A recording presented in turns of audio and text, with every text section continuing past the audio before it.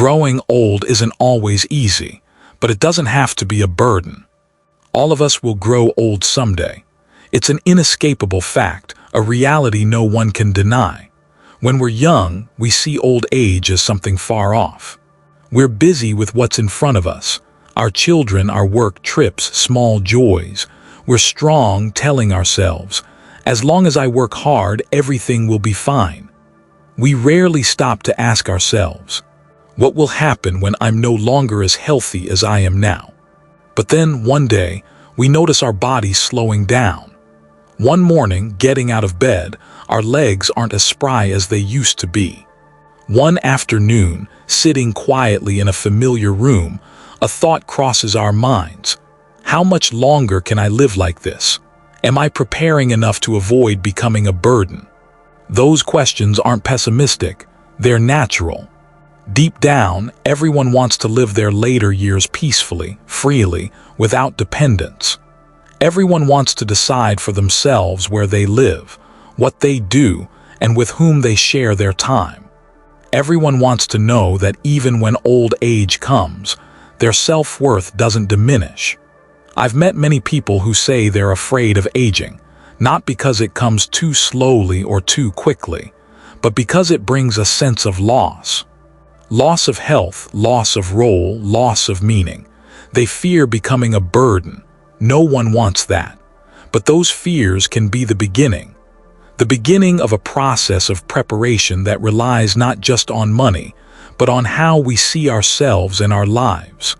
Let's be honest with ourselves. Old age may not be easy, but it doesn't have to be bleak.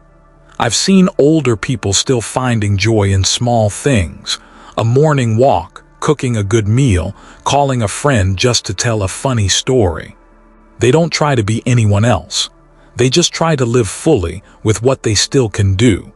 I believe that everyone can find their own path, a path not ruled by fear or social expectations.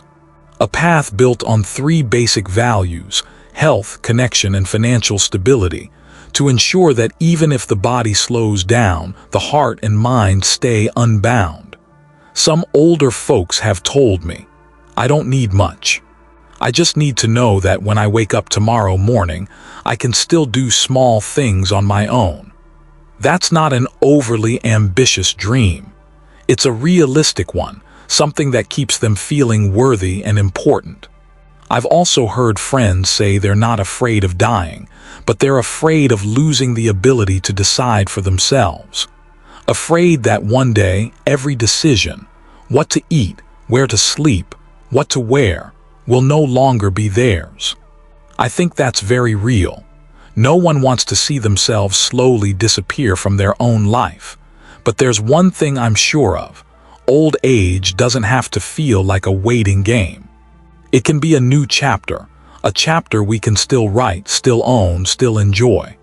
Not through distant travels or grand things, but through simple joys, genuine connection, and the self-respect that never fades. When we're young, we learn how to make a living. When we're old, we learn how to live. That requires us to ask, what truly matters to me? What am I willing to change to keep my independence and joy? That's not an easy question, but it's one worth answering for ourselves. In this opening section, I don't intend to tell anyone how to live. I just want to share a perspective. That old age can become a burden if we let it. But it can also become the most valuable time, if we're brave enough to look back, patient enough to prepare, and confident enough to live true to ourselves. Ahead, I'll dive deeper in. Old age begins with changes that aren't easy to notice. One day, you realize your steps aren't as quick as they used to be. One morning, you wake up with a slight pain in your back. One late afternoon, you find yourself dozing off earlier than usual, not because you're bored, but because your body is more worn out than before. These small signs, though quiet, are reminders. Health is not a given. It's a precious gift to be cared for. In conversations I've heard, some people have shared, I'm not young anymore, but I don't want my final years to be spent just lying in a hospital bed. That's a wish that's very real, very honest. Because everyone understands, without health, everything else, money, love, plans, becomes fragile. You might have a full savings account, but if your body won't cooperate, nothing really matters. The good news is, taking care of your health doesn't mean chasing perfection. You don't have to run a marathon or stick to a strict diet. It starts with small actions, the things you can do right where you are. I once met a man in his 70s who still took a walk around the neighborhood every morning. He didn't care how many steps he took, didn't wear a heart rate watch. He just wanted to make sure his legs didn't forget how to walk. There's a simple freedom in that. No pressure to achieve, no comparisons to anyone else, just one goal to keep his body connected to life. Health isn't just about muscles or heart rate. It's also in balanced meals, deep sleep, and little gestures of self-care. A homemade breakfast, nothing fancy but warm and nutritious. A cup of hot tea in the afternoon, instead of rushing to coffee for a jolt of energy. An evening spent sitting on the porch, breathing fresh air. These things may seem small, but they're ways of sending a message. I'm still here, I still deserve to be cared for. I've seen many people neglect themselves because they think, I'm old now, so there's no point. But the truth is not like that. The body may be weaker, slower, but it still knows how to respond when it's loved.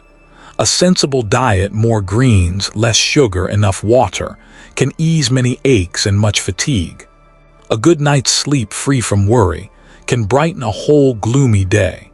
Of course, not everyone has the means to join an exercise class or hire a trainer, but everyone can find a way to move in a way that suits them. It might be a slow walk around the house. It might be a few stretches before bed, or simply cooking a meal instead of eating canned food. Each choice is not a small thing. It's an investment in your own future. Mental health is just as important. Old age often brings loneliness, depression, worries about money, about your children, about yourself. These can keep the mind in constant tension. But even a phone call to an old friend, a chat with a neighbor, or a quiet afternoon reading a book can give your mind a break. And when the mind is at peace, the body doesn't have to strain as hard to fight fatigue. I once heard an elderly woman say, health isn't just about living long. It's about living so that every day you still feel you can do something. I think that's the most valuable spirit. Not setting goals that are too far out of reach, not dreaming unrealistically, just cherishing every breath, every small thing you can still do.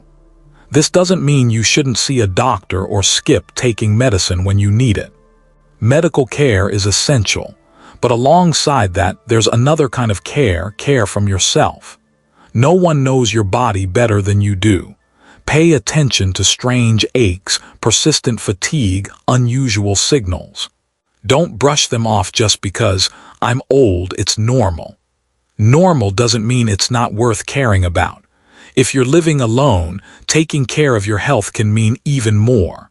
It's not just to be healthy. It's so you don't have to rely on anyone else. Maybe you're still strong enough to bathe yourself, to cook your own meals.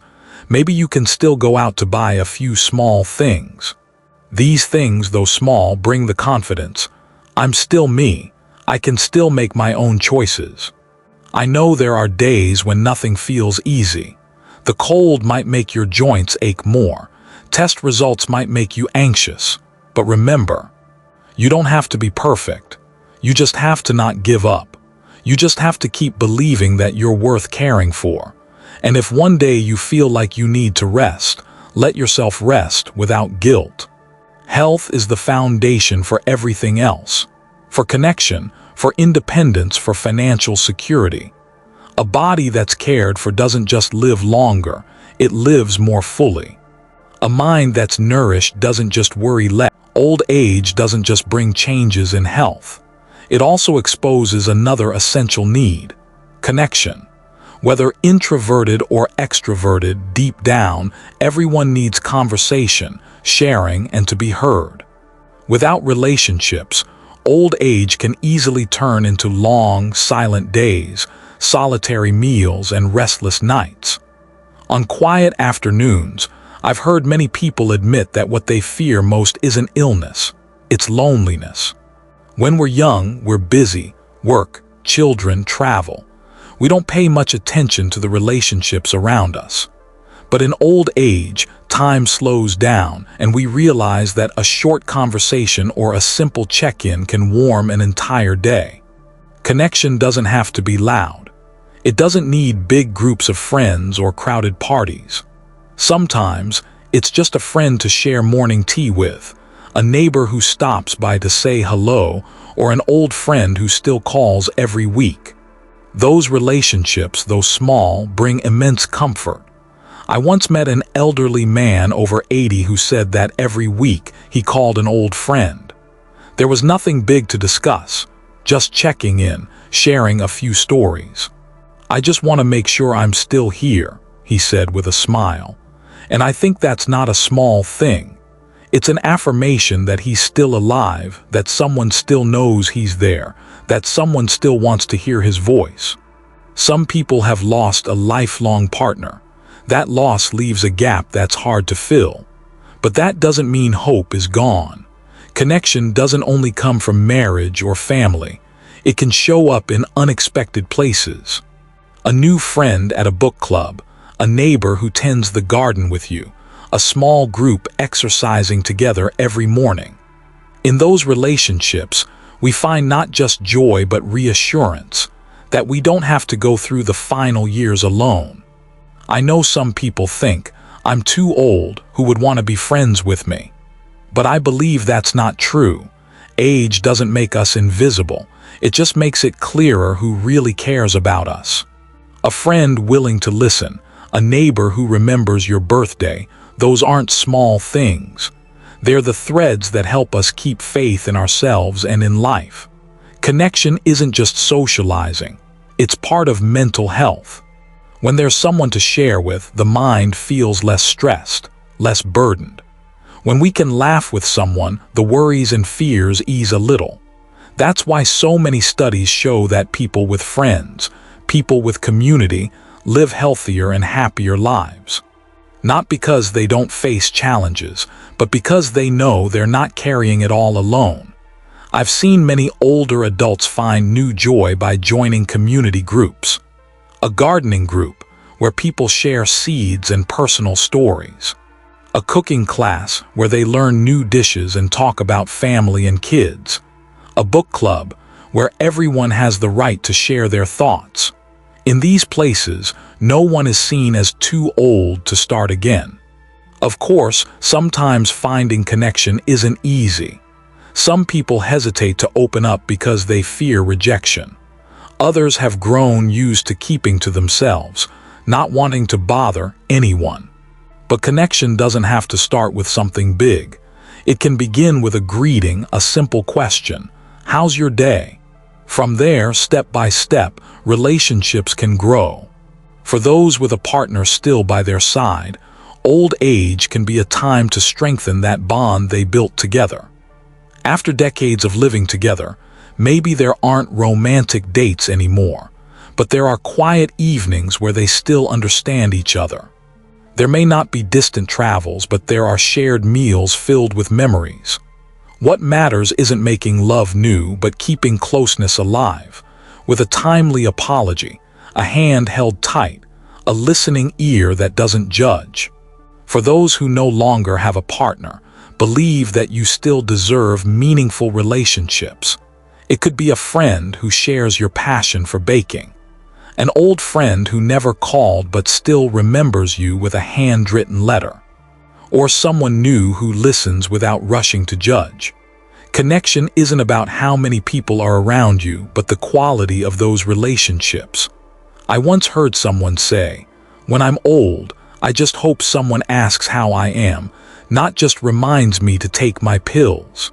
That sentiment really hits home, because sometimes a simple question, "Are you okay?" matters more than a long lecture. It shows that you're still a part of this world. If you find yourself closing off, try opening up. A hello to the person walking by. A thank you to the cashier. A quick message to an old friend. Connection doesn't require long conversations, just a little courage to begin. Because no one should. Money doesn't determine a person's worth, but it undeniably dictates much of our freedom, especially in old age. Many people shy away from discussing money because it can feel like pressure, like a reminder that they're not enough. But the truth is, when old age comes, money isn't just a number. It becomes a tool to protect our dignity and preserve our choices. I once heard someone say, "I don't want my children to have to take care of me. I just want to live on my own terms." That's not stubbornness. It's the desire to hold on to control of your own life. Because when you have enough money to cover the basics, housing, food, medication, you don't have to lean on anyone. You can say no when you need to, and yes when you want to. That's freedom. Financial security in old age doesn't require being rich. Not everyone has a hefty pension or a fat savings account. But there's something even more important: knowing what you have, what you need, and what you prioritize. That's the foundation that keeps old age from turning into a race against worry. I've met many older people who said they used to blow through money when they were young, eating out, shopping for things they didn't need. But I've also met those who pinched every penny all their lives, to the point they were too scared to spend on themselves, even for a good meal. I think both extremes steal peace of mind. Saving is important, but we also have to remember, money exists to serve life, not the other way around. There's one thing old age teaches us: spend less but spend wisely. That might mean buying a more comfortable chair to ease aching legs. It might mean swapping a fast food meal for a fresh one, even if it costs a bit more. It might mean cutting out the unnecessary to save for what truly makes you happy. I once knew someone who refused to replace an old mattress even though his back hurt every morning. The reason? It's a waste of money. But then one day he decided to buy a new mattress, and he said, "I'm not young anymore. I deserve a good night's sleep." That sounds so simple, but behind it was a huge shift. Understanding that spending isn't indulgence, it's self-respect. Beyond that, old age also demands that we know exactly where we stand. A list of your income sources: pension, savings, insurance, or a part-time job. A list of your expenses: housing, medication, utilities, what can be cut and what can't. It might not be pleasant, but it's essential. It turns vague worries into concrete numbers. And when the numbers are clear, you can start to adjust. If you don't know where to begin, find someone who can help. In many places, there are free financial counseling programs for seniors. They won't judge you. They'll just help you see the big picture: what you have, what you're spending, and what you can do to live more comfortably. There are small things that can make a big difference, like comparing medication prices before buying, taking advantage of local store deals, or canceling subscriptions you no longer use. Every dollar you save isn't just a number. It's proof that you're still steering your own life. At the same time, remember, money isn't only for saving, it's also for enjoying. I once heard someone say, "I worked my whole life. Now I just want a short trip to the beach." He didn't want luxury. He just wanted to see the ocean, breathe in the salty air, and know he could still choose what brings him joy. And he went. Just a short trip, but enough to remind him that old age can still hold adventure. Another crucial part of financial security in old age is planning for the future. The things no one wants to think about, but everyone should. Who will care for you if one day you're no longer well? Where will the money come from for medication or care? Who will make decisions for you? These questions aren't easy, but if you answer them early, they bring huge peace of mind. Make a plan, a will, a healthcare proxy, an emergency fund. Not because you're pessimistic, but because you're practical. When you have those in place, tomorrow doesn't seem as scary. Finally, I want to say this. You're not obligated to sacrifice everything for your kids and grandkids. If you want to help them, that's your choice. But don't forget, you also have the right to live well and live happily. Sometimes, the greatest gift you can give your children is the example of an old age lived with care for yourself. Not just surviving, but living with dignity and joy. Money doesn't decide everything, but it gives you choices.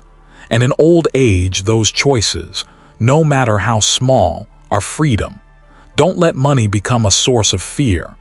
Let it be the tool that helps you stay independent, that helps you say yes to the things that make you feel truly alive. 3 pillars a life worth living in old age. We've talked about 3 important things: health, connection, and finances.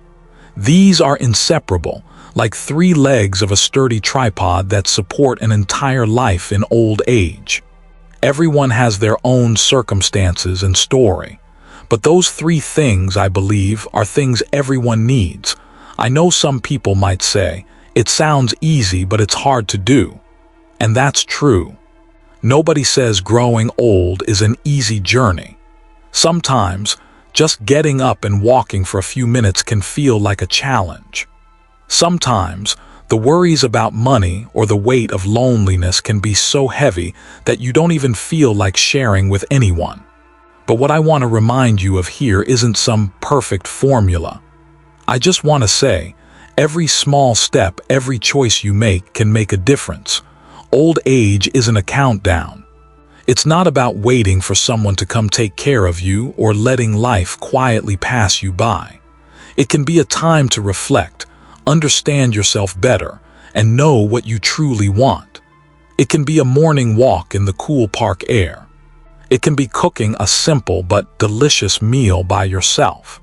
It can be saying a few words to the neighbor. It can be daring to spend money on something you really need, even if you've always been afraid of wasting money. I once heard an elderly man share, "These days I don't set distant goals. I just want to wake up tomorrow, make my own coffee, and smile at myself in the mirror." Such a simple statement, yet so powerful. Because growing old doesn't have to be grand. It needs dignity and the belief that I still have the right to decide. The 3 pillars we've talked about, health, connection, and finances, don't have to be perfect. But when you nurture each one, they'll help you get through the shaky days. A well-cared-for body helps you feel confident. A close relationship helps you feel like you're not alone.